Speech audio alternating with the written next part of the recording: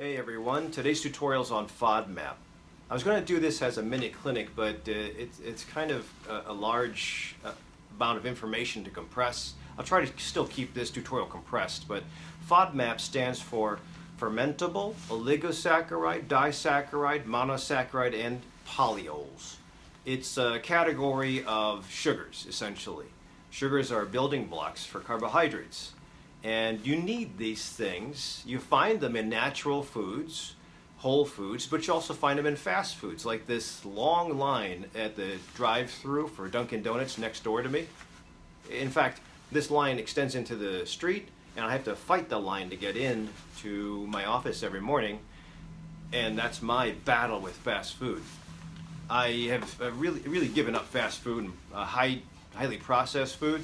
This is my last McDonald's steak, egg, and cheese bagel from 2011. It's still fluffy and looks like you can eat it.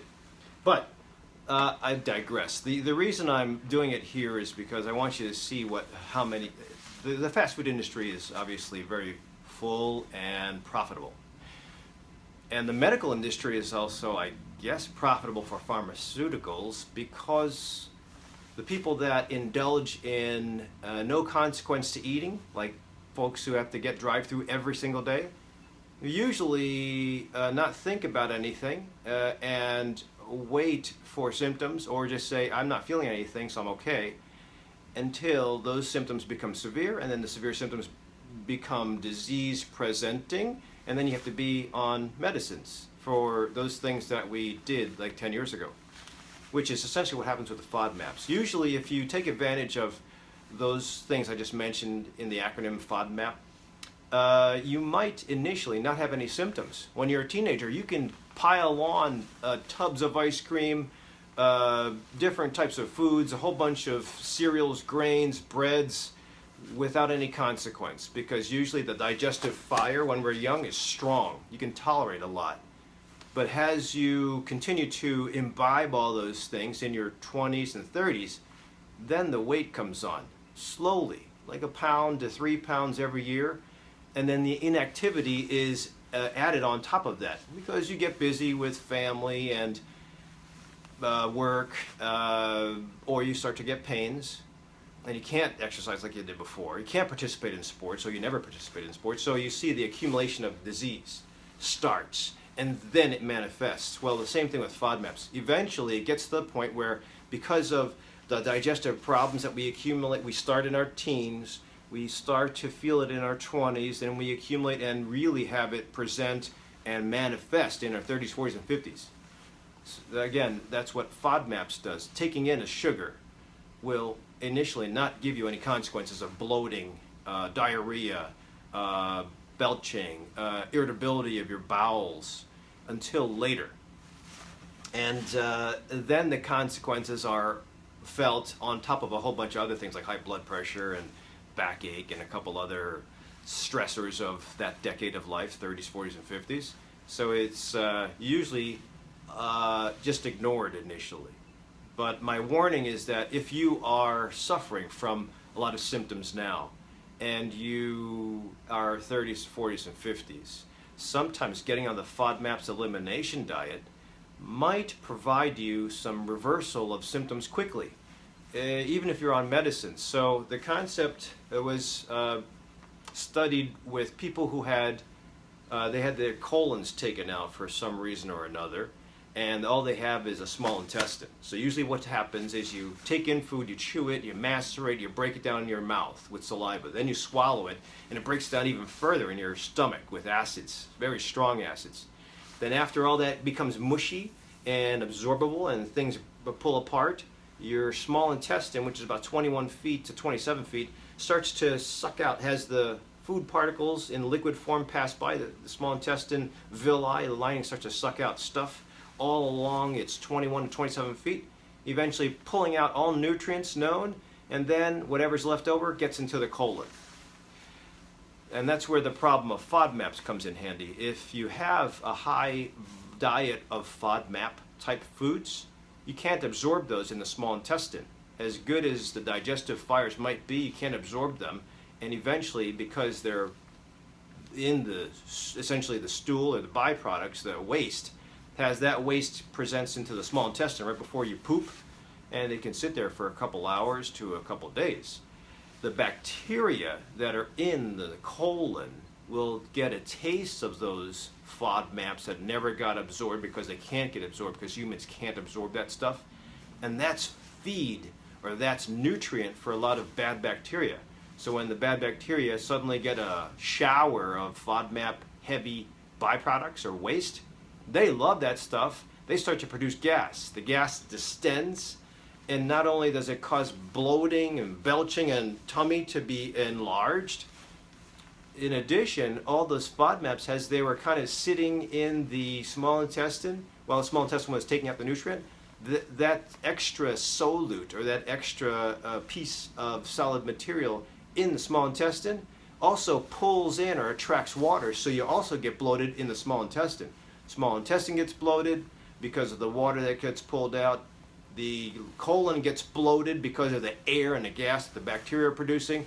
This will give you sometimes the feeling of about 2 to 3 inches on your waistline or your tummy a couple hours after food. It could be a day or two also. Remember, the small intestine has your stomach, starts to digest this stuff, and small intestine starts to work its magic. It takes time for that long tube for food and solute, or essentially liquid, to get through the tube down to the colon. So during that time, if you have a lot of FODMAP in your food, in your diet, you have all the consequences and side effects. Again, as we're young, at least when I was young, we didn't have that many foods that were FODMAP heavy.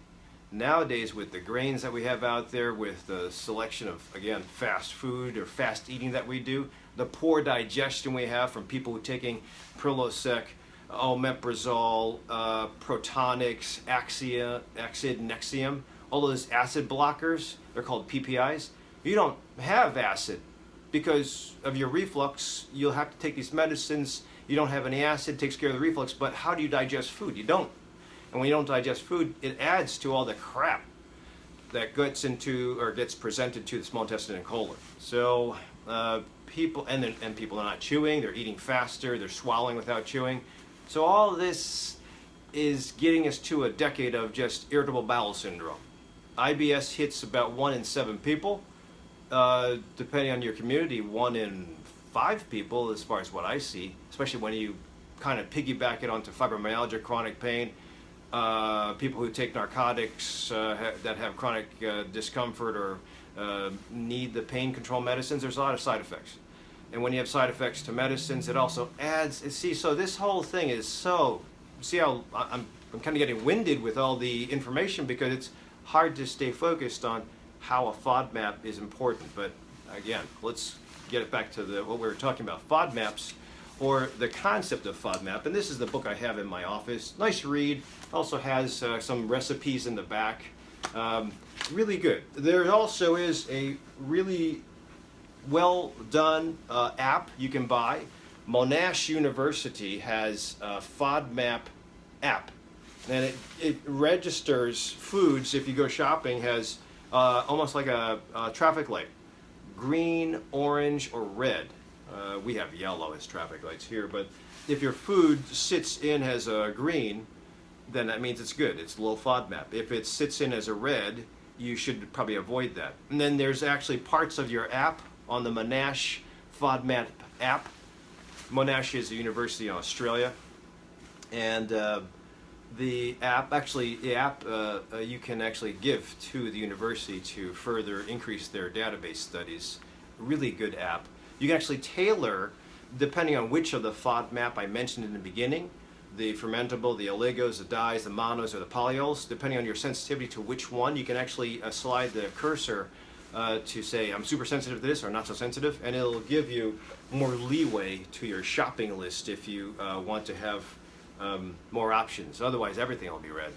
So you take that app, you go shopping, you kind of, before you buy your ingredients or your fruits and veggies or your grains, you kind of look and see with the list. It's really a nice app to get. But again, eventually, I couldn't list them all because it's just so huge. If you look at Shepard's book, you actually have a couple of nice lists also in the book, more towards the beginning. And again, the bottom line is that you have to be aware, you have to be mindful with your eating. You see that there's just been a line or a chain of cars going through. And I guess I don't mind the fast food places next to me because eventually they're going to be my patients.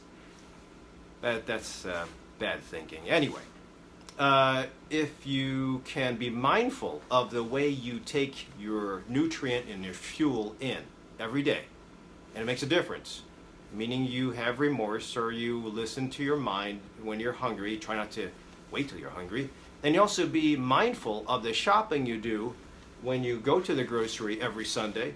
And it's now Sunday for me, and I'm going to be filling in my refrigerator and my cupboard and preparing the meals for the next 5 days into the next week. So if you kind of are mindful about knowing what the most important thing is, nutrition, then rest, then exercise of some sort. I'm going to exercise after I'm done this video.